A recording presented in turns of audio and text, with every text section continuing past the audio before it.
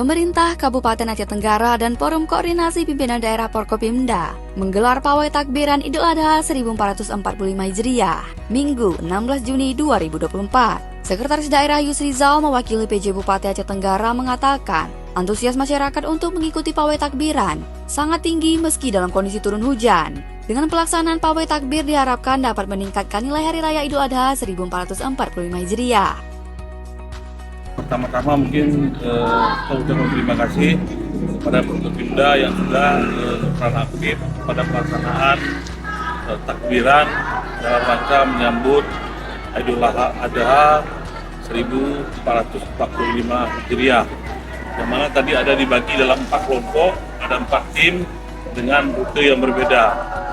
Kami dari tim 1 tadi melihat masyarakat sangat antusias ketika tim kita melewati perkampungan mereka berdiri dan menyambut dengan gembira. Malah ada yang melakukan rekaman terhadap tim daripada saat melintas di desa mereka. Pelaksanaan pawai takbiran Idul Adha 1445 Hijriah diikuti oleh jajaran pemerintah Kabupaten Aceh Tenggara dan Forum Koordinasi Pimpinan Daerah. Pawai takbir dibagi menjadi 4 tim yang dilaksanakan dengan rute berbeda.